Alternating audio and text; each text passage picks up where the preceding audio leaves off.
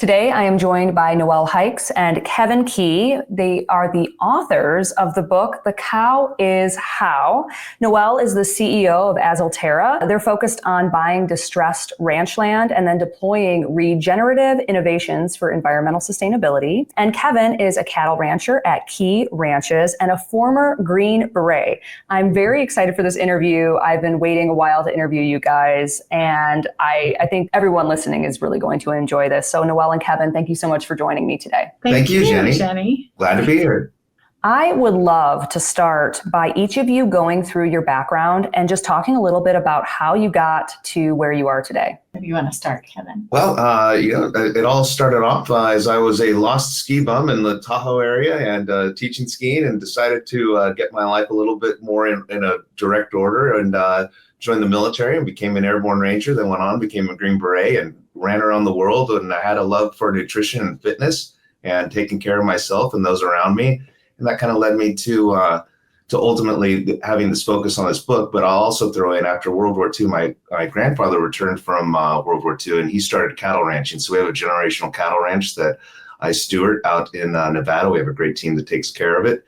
And so I have a generational need and love for cattle and being part of the beef industry. That is actually, because this is my partner, my husband, Kevin, I'm coming from a totally different background. So in actually physics and electrical engineering is my background. And so I have been running businesses, founding businesses that are anywhere from fiber optics to wireless companies. And after the last company that I founded and ran was successful, sold that business and moved to Florida. I've always been an avid water sports activity, athletics person, and very interested in diet and health. I have been low carb for about 20 years and sort of raised my kids with very little sugar, and sort of went the whole, which I think is typical. I went the keto toward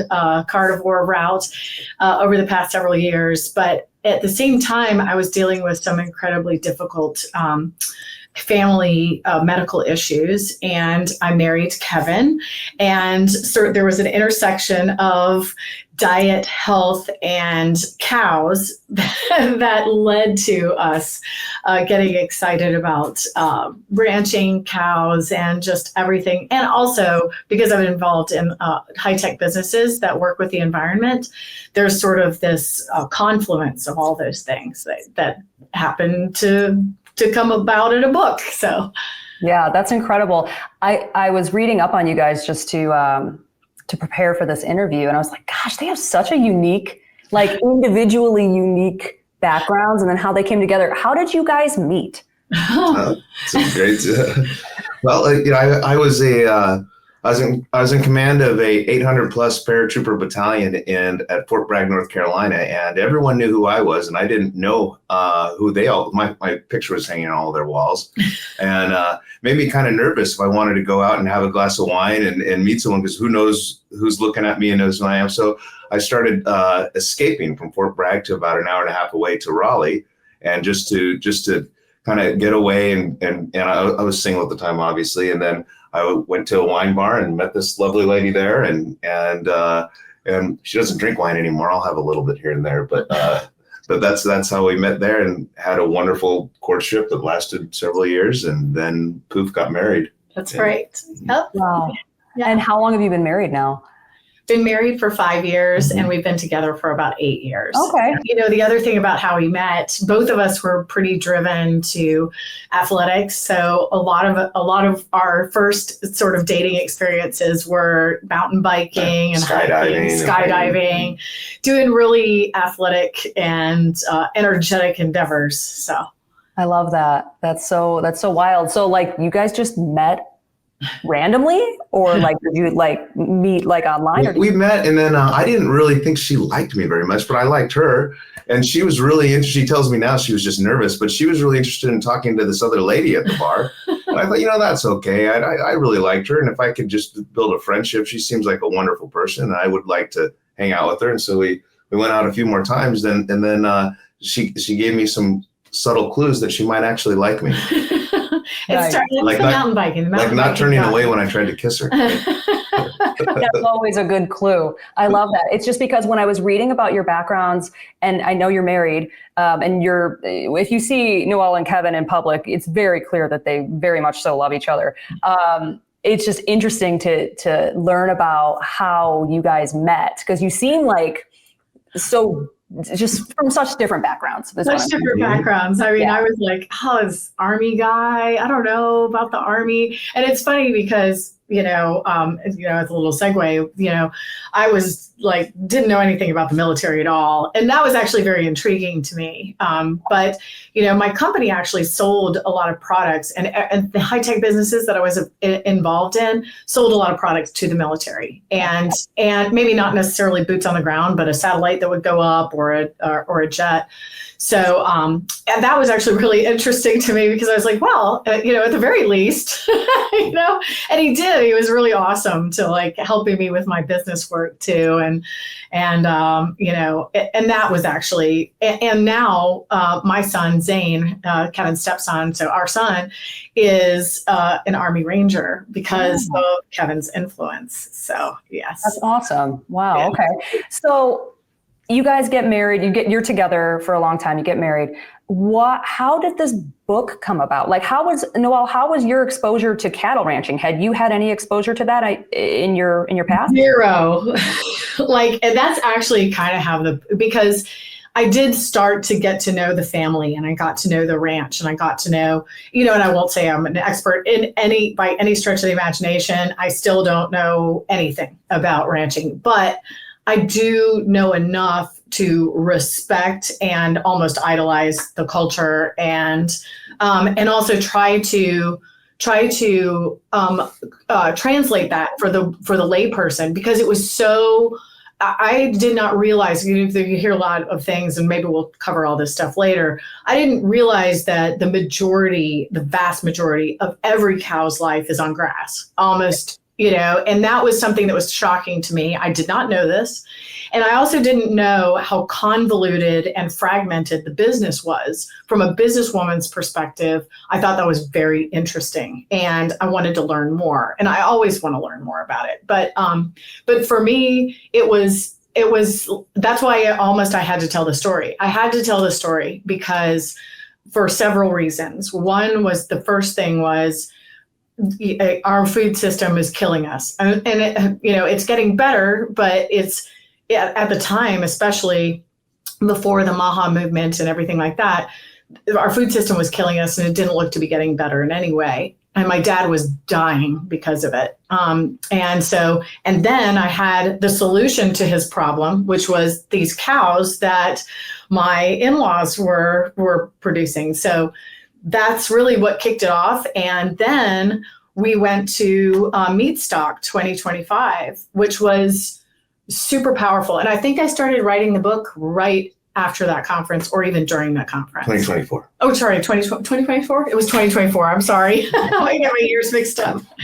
We actually I proposed to her right on the mountains right above the ranch. And I had if we were going to merge lives, she's got to be okay with this fact that I have a generational cattle ranch, and I believe in my family's legacy, and I believe in the land, and I believe in purposing it for ruminant animals. And it was very important to me. And so then she was on board, but just needed to make sure and bring her out there and ask her the right question. And we had to go through almost a glacier, stomping in knee high in July. So that's an example of our relationship too. All right, honey, we're going through the snow. And she did not say yes right away. She cried at me for a good minute or so. I did. And then said yes. It was the first word, but she just cried for a while first. That's so sweet. I love that. I am happy to announce that my new book, Complete Carnivore, is now available for pre-order. Complete Carnivore is an in-depth guide to the carnivore diet, along along with 80 plus carnivore recipes. And they're not just like cooking meat recipes. There's recipes for carnivores at any stage of their journey, and it definitely helps you mix it up a little bit if you're getting bored on the carnivore diet. When I was writing this book, I was really aiming to make this like the encyclopedia of the carnivore diet, and I am super excited for you to read it. Pre-sales are a huge deal for any first-time author, so if you'd like to show your support for me in any way, please consider pre-ordering this book. I will put the links in the show notes. Amazon and Barnes & Noble both have really good pre-order deals where you will get the lowest price the book ever was from the time that you pre-order it to the time it's released. So let's say, for example, Amazon has a flash sale on my book and you've already pre-ordered it, but then it goes down in price to like $20. Well, on release day, you will pay that $20 lowest price because you had already pre-ordered the book. Also, the book typically ships on release day, so you get it right away. Let's get this book onto every bookstore shelf in America and share the healing power of the carnivore diet with the world. Pre-order links are in the show notes, and I thank you so much for your support. I really appreciate it. So Kevin, for you, it's a generational cattle ranch, but like how involved have you been before you kind of really got into this, like your early years? So when I was growing up, I would work out there primarily for the summers, and I would take a lot of trips out there. I always loved it, and really wanted to stay out there. But the military found me, and I found the military, and ran off for about a quarter century, and that was a lot of fun. And then now, over the last, I've been retired coming up on 5 years now, and so now I've been kind of getting back involved. My father is 83, but he's still doing really well. Just bought a new horse called Hammer, and he's doing great. My mom's doing it well, she's doing fantastic as well. So one of the reasons I did retire when I did from the military was I wanted to make sure I had some good quality years, and that's turning out to come to fruition exactly how I like. So getting very involved, and it's very fun. More on the business end than the sexy stuff with ropes over your head and looping cattle, and I do some of that, but we have professionals that are a lot better than I am. I'm more at the sales and that such.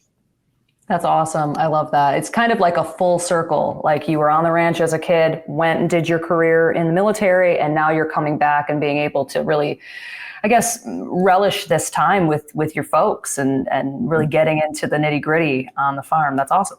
That's true. And having her science input, and her what she says, her layman's input, which is actually really valuable, because when I didn't know cattle ranching, and I was always going out from the time I was as long as I can remember. And so there's just little subtleties that I think are innate, but she's able to bring up like, what about this? And well, everyone knows that. Mm-hmm. Turns out most people don't know that. No.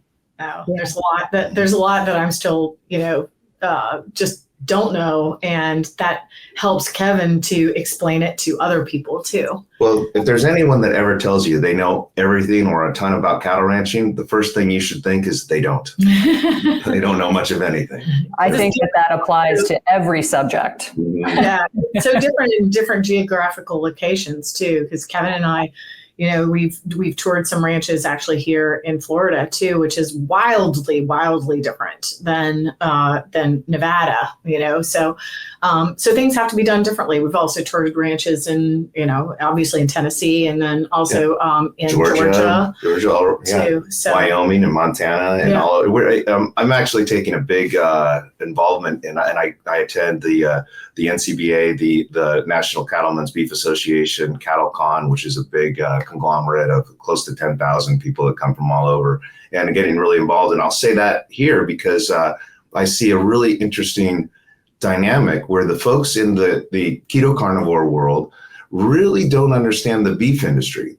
The beef industry, in turn, doesn't understand this huge growing dynamic of folks that are celebrating beef in the keto carnivore world, and there's not a lot of synergy there. And we have a booth at next year's CattleCon in Nashville, mm-hmm. because I'd really like to start bridging that gap, because it's like and similar interests, but the entities aren't really collaborating. Yeah, I think that's a really, really good idea. I mean, it just makes perfect sense, obviously. I know for me, I didn't know anything about cattle ranching. I grew up in a medium-sized town in Illinois, Rockford, Illinois, and I was as far removed from ranching or cattle or farming as you could be, just a normal middle-class neighborhood. My dad's a mechanic, my mom cleaned houses. I didn't learn anything about it until, maybe 5 years ago.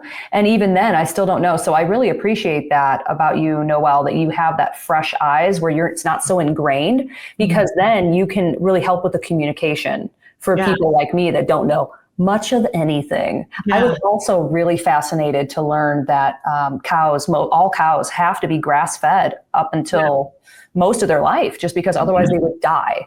I didn't know that. I thought that cows ate just a bunch of corn. The conventional raised cows ate just corn all the way through. And if you do that, they will die. So that was very interesting. Why don't you guys talk a little bit, before we get into the book, why don't you talk a little bit about the cattle industry as a whole, and like conventional versus like the grass-fed? Because people always get this idea that like grass-fed, grass-finished, organic everything is like so much better than conventionally raised. And from my understanding is it's marginally better, but you can get really healthy eating, conventionally raised meat. What are your thoughts on that? Yeah, I agree 100%. And I actually think, grass, if you're going all organic and eliminating byproducts that aren't naturally consumed by cattle, of course, you're going to get a product that is likely more healthy.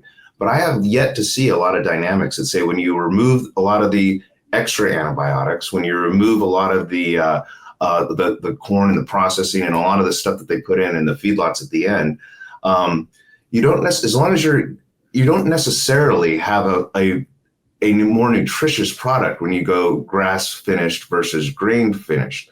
And there is a big problem when you look at it as a commodity. And now if you look at it as an individual and, hey, I just want to put the best, healthiest stuff in me, I think if you go organic, grass finished, you're probably 9 times out of 10 getting the best answer. That said, looking at a commodity that can help our population, that's a really challenging thing to do. And one of the main reasons is to create a grass finished cow or any kind of ruminant animal, you're looking at almost an additional year added onto that that animal's life, and you're going to have a smaller yield at the end. So you're taking a longer time to getting yet less animal, less meat. And that's kind of something that is a little scary, because right now our national herd size is to the lowest numbers that it's been since the 1950s. And that's largely because large and small ranches and farms are selling off and they're being replaced with houses. So how do you fix this problem? That's a whole different animal, pun intended. But it's really convoluted, and if you like, I could give you a wave top of how the large cattle industry works. Yeah, I would love that. Yeah. So I'm at the start of it. I'm a cow calf producer, which means that we buy the bulls, we breed the cattle, they have their babies, we raise the babies until they're weaned. We personally sell a 30-day weaned heifer or steer, and then they go off to that whole process takes about 9 to 10 months of gestation, 9 to 10 months until they're weaned. And they're all on pasture. They're all on pasture. They're all there. Grass. Yeah, I'll throw the jury's a little bit out for me on the anti-antibiotic stuff. There's a lot of producers that are out there, and they're all just give everything antibiotics, and that's not good. You're making them more susceptible to certain things in the long run, and you're damaging them. But we do use antibiotics, but very sparingly, and it's because if just like if you have a sick kid, you want to give them medicine to get them better. And if we have sick animals, we could sign up for the anti-antibiotic thing, but I'm really not into just watching an animal die needlessly. So we don't do that. But there's a gray area and a misperception on what the antibiotics mean. Anyway, on to the next stage. So then from us, they'll go to a stalker and they get sold through auction to the highest bidder. We sell generally by the semi-truckload. And then they're there for about 9 to 10 months. On grass. Just being happy animals on pasture. Mm-hmm. Then from there, they move on to a feedlot. They're there often about 3 months. And that's where the cattle industry gets a lot of its bad reputation, because they take all those methane measurements and all that, they come from the feedlots, which is a very small percentage of that animal's life. And I'm not making an argument for the feedlot, but that is the way the industry works currently. Mm-hmm. And then from there, they go to a packing plant, often in a different state. One of the things I don't like about the larger cattle system that I think is a waste of money to the consumer and a lot of things is there is so much movement with semi trucks and moving these animals all over. And it's the way it works right now. And it's the best thing we got to mass produce cattle in the United States and other places. But I think we could probably do better. That said, it's what it is. Yeah. And then they end up on your supermarket shelves after that. But so that's just kind of in a nutshell how the larger cattle industry works, taking aside the farm to table aspects, and which represents maybe about 10 to 15% of the whole industry Or less. And I'm also thinking some of the other things like prime pursuits, and right. There's some other entities out there that take up a good, but there's four main food corporations that really control about 85% of the entire cattle industry. And that's and two of them are foreign owned. So there are only two U.S. based companies that actually control our food supply. The other two are not from this. Yeah, National Beef, owned by Brazil. Yeah, JBS. Wow.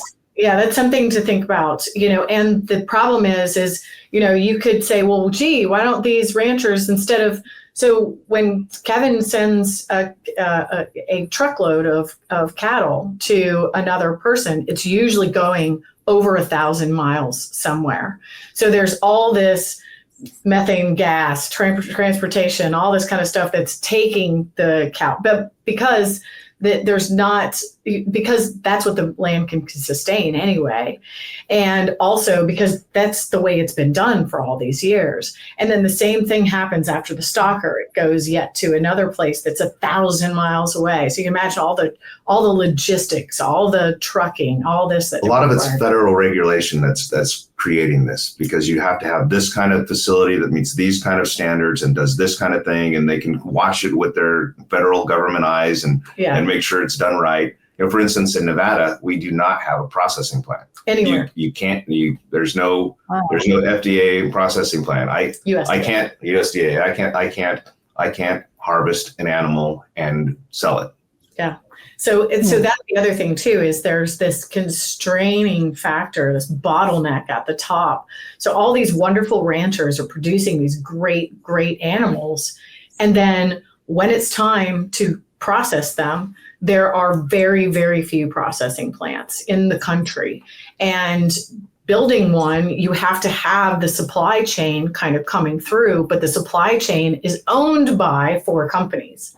So they're not going to, they have zero interest in proliferating processing plants in geographic locations, right? So, and they typically take 25 million to build, for a small one, for a small to medium sized, where you're processing 10,000 per week, I believe, or no, sorry, 10,000. Is it 10,000 per week? I think it is. Mm-hmm. So anyhow. But on that, I will just share the other side. I am on the bandwagon of we need to fix this logistical infrastructure of the beef industry and give people more products. I like the idea of being more regionally focused and giving something where somebody has, excuse me, near them. But on the other side of the coin, our standards in the U.S. are very high. So I do give credit where credit is due. We have extremely healthy animals. And when you have outbreaks across the world, the U.S. is rarely susceptible. So there is a positive lining to this, what I see as a big problem. Yeah, well, I've heard about the whole USDA processing facilities. And how long have those regulations been in place? Because it wasn't always that way. Like the U.S. used to just be kind of a big quilt of thousands of different producers, and now down to 4. That kind of seems a bit dangerous. It's really about the past 30 years. Yeah, what I've seen is, we've studied this, and I would love to dive into another book along these lines, which we didn't get too much into it. But what we're seeing with the agricultural system and what MAHA is fighting a lot is, for good reason, after World War I to start, and then World War II really with a lot more initiative, the agricultural system really kind of looked at creating better food securities, because we had so many unhealthy young men, and primarily young men, that could fight in those world wars.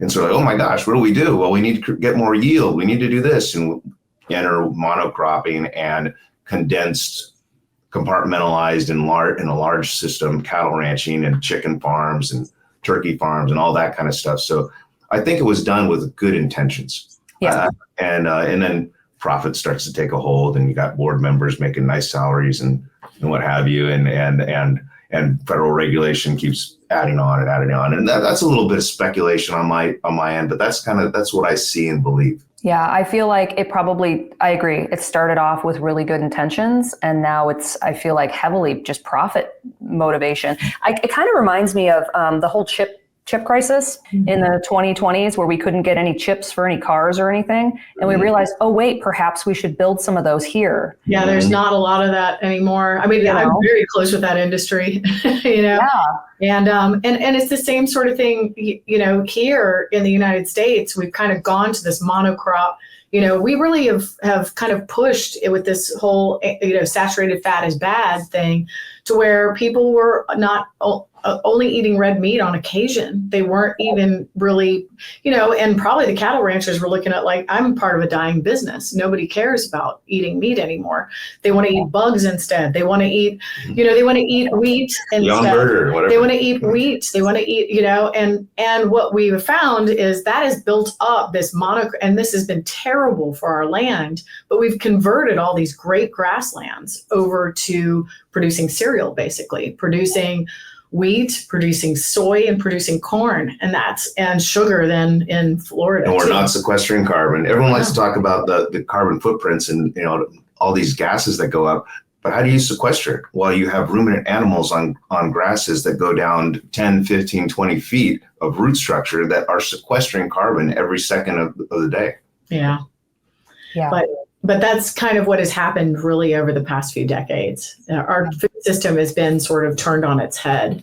And that's because the food pyramid is like what it is. It says that we need to be eating 11 servings of grain per day. And that's not good. No, I tried to do that when I was a kid. I thought that the food pyramid was a real thing, and like I'm gonna follow it to a T. And I tried to eat like 12 pieces of bread in a day, and I was like, this is terrible. And now I realize that none of that is even based on science. So let's talk a little bit about the book. What made you guys want to write The Cow is How? Cow is How.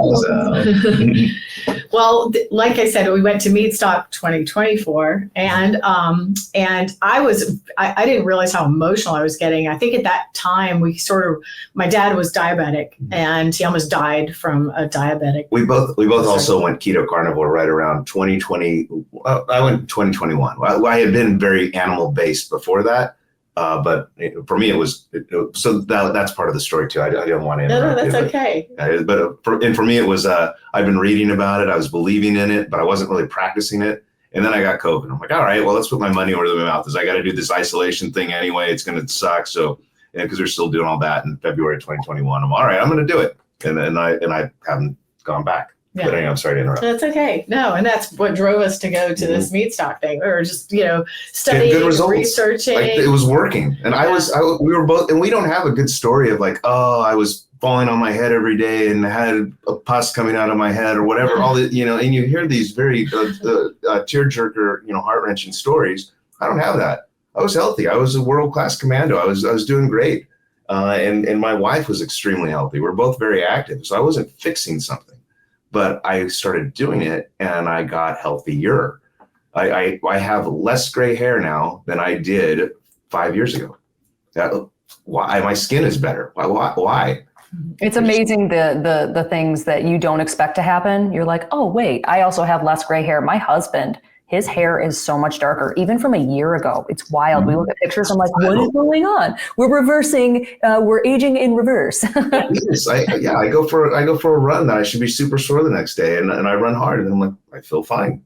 Yeah. And why is that? So I'm excited about it. I'm stepping all over my wife. Well, he wasn't fixing anything. I wasn't fixing anything, but I was fixing my dad. Mm-hmm. That's really what happened. And when I was explaining the story of my dad to Scott and to others at Meatstock last year, I actually was just tearing up about it. And like, how do I help him? What do I do? And my dad had gone, because he had this event where he was diabetic and almost died on a tennis court. He did go low carb, and that was good for him. He was able to come off of insulin meds, but then he was diagnosed with Parkinson's. And I said, Dad, here's the problem. You've gone sort of keto with all these artificial sweeteners and all this kind of stuff. But he's eating the keto stuff in the boxes at the shops, all the snacky. I was like, dude, that, you need vitamin B12 in your life. You've never really eaten red meat. You need to eat red meat. You need to eat beef, and you need to listen to me. You need to go super low carb. And he wouldn't, it was very resistant to that. And he was resistant to thinking that he had Parkinson's. So there was all this, we sort of knew, but he was in denial for the longest time.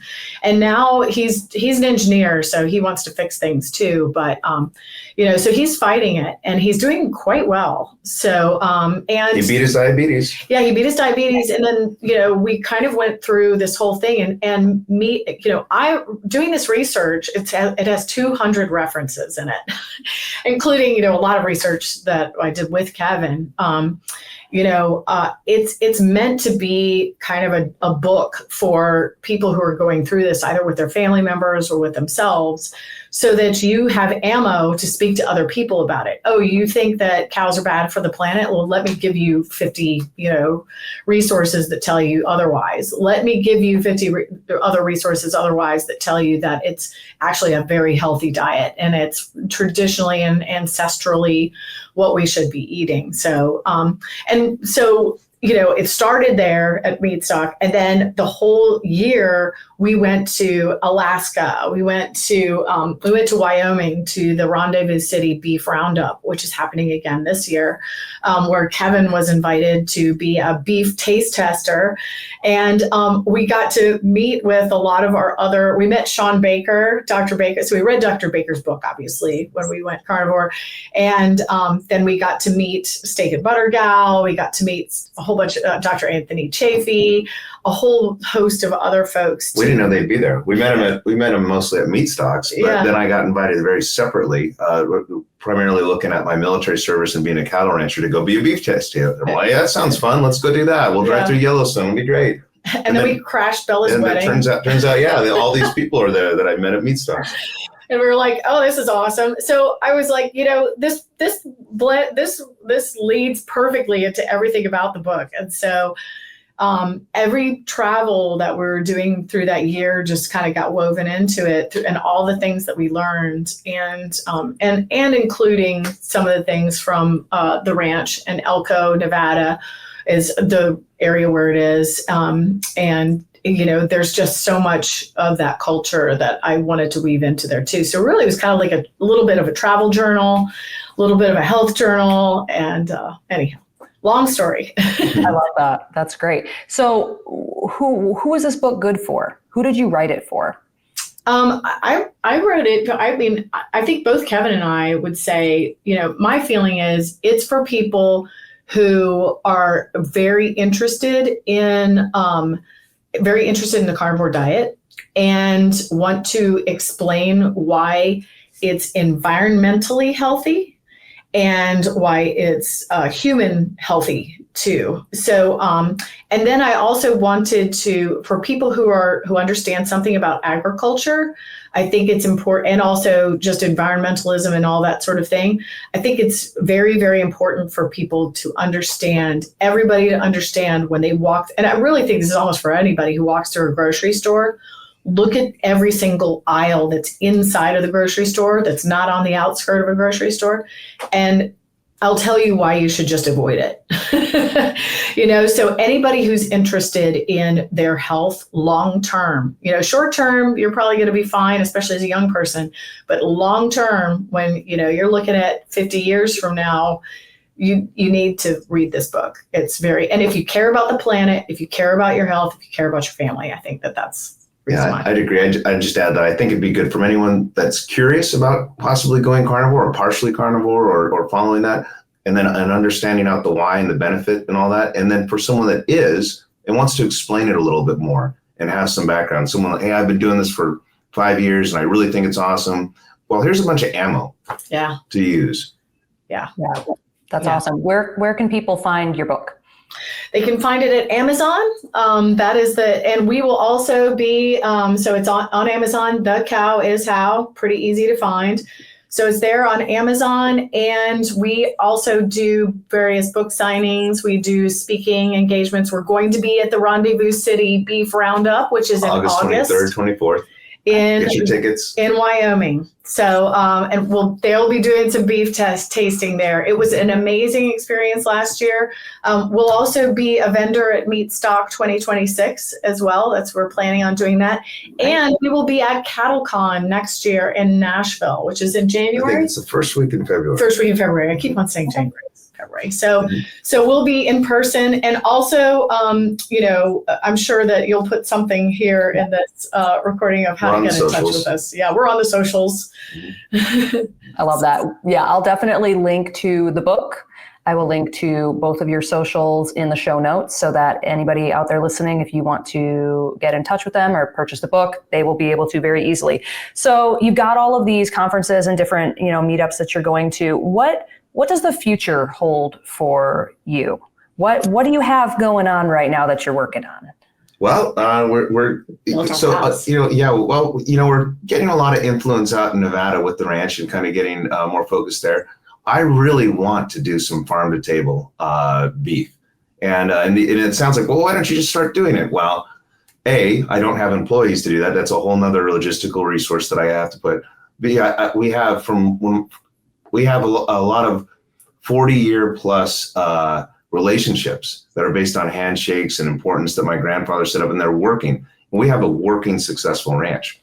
So it's really hard to upend it and go to something else really quickly. There's a lot of people that believe in us, and I just don't want to turn my back immediately on them. However, we do we sell a higher end Black Angus cow that generally goes for a little premium. The problem with that is at the end of when all the trucks leave, we end up with about 20 to 50 left over of steers and heifers that we generally sell at market value. I would like to take those. I don't know exactly how I'm going to get all the right employees and the land to finish them on, but I want to start finishing that and selling a product to consumers that they know is healthy, know where it came from. So that is a goal that I want to reach. Mm-hmm. So. And then from my perspective, and we did just build a house out in the ranch, so we're really excited about. We moved in last week. Yeah, so it's a little fresh. So whatever we're going to be doing out there, we really want to just be more involved, and it'll help us be more involved out there. From my perspective too, as you said, Azulterra is very interested in, we're really interested in remediating property. And part of that will be establishing ranch land versus establishing things that are harmful to the environment, or taking land that's been just either underutilized or polluted and converting it to better agricultural use or better use just in general. So maybe partial agriculture, partial residential, partial industrial. Then one of the other things too that is part of that story that I really want to get involved in, and it sort of leads into, this transportation problem. You're moving these cows all over the place because they don't have food at certain times of year. I'm very, very excited and interested in vertical farming for cattle. And so that kind of leads into my whole tech background, and would love to develop that. So it's like something I want to do before I die thing. I want to write a book before I die. Okay, check. I want to go skydiving, check. But it's one of the things that I think is really, that's been tried for people, and it works, not very profitably, but it works. But I think that we've got it kind of wrong with making crops. We make crops to feed our food. That's what I believe. So that's what's next. Which is possibly an easier solution. It's just not really done in any scale. And I'm excited to help with the whole farm to table thing. That's a really big deal for me too. I want to get on the marketing and work that all out with Kevin. So I love doing this together with him. It's fun. I love that. That's so cool. I mean, these are like long-term plans. So I'm really interested to see where you guys end up in 5 years, 10 years, and see how all these plans come to fruition. I'm like that too. I have all these like long range plans, and it's so fun to work on them, especially when you're working together as a team. I think that really comes through. So that's awesome. Thank you. Thank you. Yeah, you're welcome. So with all of my carnivores that I interview, I always finish off with some carnivore rapid fire questions. So would you be down for that? Get it. Sure. Do it. So first off, what is your number one tip for a new carnivore? Do you want to give or yours? Stay disciplined, because they talk about, everyone's a little different. They talk about that 10-day funk. That's 2 week, I had about a 10-day funk where I think I was addicted to primarily wheat and the opioid like properties that are in wheat. And I totally cut wheat out of my diet. Maybe I'll have a tiny piece of sourdough with the butter on it every now and then, but it's pretty much gone. And I did get a mental funk for about 10 days. And that could have been part of the COVID, because I did it during COVID, but I've had pimples worse than that COVID episode. So I think it was a lot of the getting off of wheat. And it just took that, just be disciplined. And now I don't want it, because now one of the nice things, well, maybe not nice, but if I introduce a lot of wheat to my diet, I'm going to get in touch with some porcelain more than I want to. And so so it's not even hard to be disciplined, because I don't want to do that. So it's like, okay, I'm good. I'm healthier. I'm happier. Particularly to me, the no wheat, but yeah, just be disciplined. And I eliminate all the other carbs too. I would say for me, it is, and I'm very much like this. I don't know if other people ever are, but I would say embrace consistency and what everybody else thinks is boring. I have found that people, how can you eat that every single day? And I'm like, I just love it. So for instance, I have a chaffle. You know what a chaffle is? It's a cheese. It's mostly eggs, right? So it's 3 eggs and a little bit of cheese in it, So I have a chaffle every morning for breakfast. I have eggs every morning for breakfast. And I love, because my system is all regular, because I don't have sugar cravings. That was one thing I think I really had to fight. But if you find something that you really like I really love the chaffle, because the chaffle gives me a little bit of it feels like a treat sort of thing. And that's what I would have missed if I was only doing, carnivore. That is a consistent thing that I know I'm going to have in the morning or whenever I start eating, which is a little bit later. That consistency is very good for me. And also ground beef is my friend. It's very consistent. If I could get a burger every day, I'd almost eat a burger every day. And, it's a little, and we also like hot dogs. Yeah, So your tastes are going to change. I don't want a lot of the things I used to like. I'm very happy just eating a lot of beef. Yeah, and I think getting used to just eating the same thing every day is very comforting, and it's very freeing, because then you're not tormented by all these different choices. So I think learning to embrace consistency that you actually like, and maybe it's fish, maybe it's, some other thing that is your thing, you only like scallops, and I would embrace those things, and say, that's what I'm going to do for a while to break that. For a first time carnivore, you have to break some really bad habits. You have to break sugar, maybe. And for me, I don't drink anymore. So breaking alcohol too, you just kind of have to break it. And then once you break it, you're like, why did I want that? I don't want that anymore. So anyway. Yeah, totally. Once you embrace the freedom of simplicity, it's a really big deal. It really is quite amazing. What is your favorite carnivore food? Mine is probably, it's either a burger or a chaffle. Wait a minute. That's really hard, because I really like ribeyes too. So, but I think a burger is just so much easier, because you can get the fat mixed just right for you. So I don't know. Bacon wrapped filet mignon with butter on top. Oh, that's good. Very specific. That's all of your choices are very good. I love that. Okay, so for this question, this isn't necessarily like carnivore things that you have to answer with, but if you want to, you can. If you were stuck on a desert island, what 3 things would you bring? A cow. Yeah. It's a knife. It's a rope. Yes, there you go. Perfect. We're done. Perfect. There you go. That's all you need. What is the most common mistake that new carnivores make? I think buying all the carnivore keto friendly boxes of crap that are, I did it. Like, oh, look at these bars that are just nothing but goop put into a wrapper. well, okay, it's carnivore keto. Okay, great. I'll eat this. I made that mistake. I'd say not enough fat.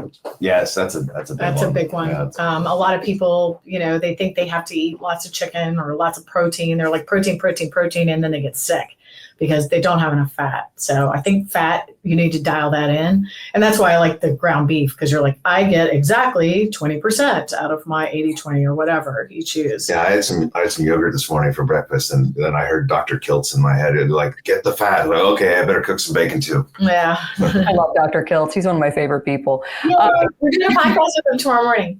Oh, wonderful. Good. Oh, I love him. Okay, next question is, I've encountered a weight loss stall on carnivore. What would be your advice to get the scale moving again? Oh, for me, I would say fasting and fat would be the thing, one meal a day, fasting, the snacking can kill you, I think, with any of and that's just the way because your body, and there's a lot of just things that people don't realize is, of course the dietary guidelines have been telling us the wrong thing all the time anyway, but there's so much going on with your liver and your pancreas that you need to understand with your metabolic health. And once you understand your metabolic health and how your liver and pancreas process things and really how insulin is being regulated in your system or not, that is the key to what puts fat on your body. Insulin is the reason why reason or not, that fat goes onto your body. And that's what you have to pay attention to. So I'd say add fitness. Yeah, I have several different fitness certifications, and one of the things I've been breaking from them on it to complement your fasting is, most of the courses I've been through have said, feed your body to make sure you're not going in a deprived state to whatever kind of athletic or fitness oriented thing you want to do. And I've been experimenting a lot, looking for more resilience in my longevity. And I've been now implementing fasting into a lot of my workouts, and where I would have been totally lightheaded a while ago, my body's adapting and I'm able to fast and then work out. And I don't do this all the time, but I've experimented with it, and I'm finding my body is adapting and improving. Interesting. I like that. Knowing what you know now, what would you do differently if you were starting carnivore today? I'd do it sooner. Oh, sorry, it's so easy, but yeah, I would have done it sooner. Yeah, I think so. For me, I would have eaten more red meat. I think that I shied away from red meat, and just because I think as a woman, it's like, that's more of a, but I think I would have eaten a lot more red meat a lot sooner. And I agree with Kevin, starting way sooner. I wish I had done this 20 years ago. I'm not totally opposed to all those silly bars and stuff, because it is a nice on-ramp for a lot of people, to include me. I was used to, I'm going on a road trip. Okay, I need a bunch of, we used to be candy bars, and then it was keto bars, and now it's maybe a carnivore bar. The carnivore bars are good. I don't want also hard-boiled eggs and cheese and salami, and that's more what I do now. But yeah, no, I mean, I use the prepackaged stuff like carnivore bars, keto bricks, and things like that when I'm traveling. And I do think that they definitely have a place for sure. Okay, so finally, if you were able to go back and give one piece of advice to your 20-year-old self, what would that be? That's a good one. You know what I would have, I know what you should. I'm going to give you it to you. Go to agriculture school. Oh gosh, yes. I wish I would have educated myself so much more on all this stuff. I educated myself, but it's a bunch of stuff I don't use anymore. Yes. That's what I think you would have said. I totally would have. Yeah, I totally would have got a degree in agriculture. And I would have gone into high tech, that it would have had something more to do with agriculture, I think, because it's because everybody's got to eat. And, there's not a lot of people who actually profit properly off of agriculture. I think if, 20 years ago, I think if you could have done a little bit of influencing in strategic ways, that we could have changed a lot of things a long time ago. Could have made a huge impact on the health of Americans. But we're doing it now. So. Yes. Better late than never, right? Well, Noel, Kevin, this was amazing. Thank you so much for joining me today. Thank you, Jenny. Appreciate it. So welcome. It was great. Thank you. And thank you for listening to Meat Matters with Jenny Mittich. I think an air fryer is a required kitchen tool for anybody following a carnivore diet or a low-carb way of eating. The air fryer that I have in my kitchen is the Tasty. Tasty air fryer is a game changer. Not only does it go much higher in temperature than any other air fryer on the market, going up to 450 degrees Fahrenheit, but it also has a built-in temperature probe, so you can get your meat cooked to the exact temperature you want every single time. Its sleek design is beautiful on your countertop, and it's also really easy to clean. Tasty just upgraded their basket to have a ceramic coating that is, as always, BPA and PFOA free. So you can rest easy knowing that you're not putting tons of toxic chemicals into your food when you are cooking it. Right now, you can save $30 on your new Tasty air fryer by heading over to tasty.net/Jenny Mittich and using code Jenny30 at checkout. Link and code is in the show notes.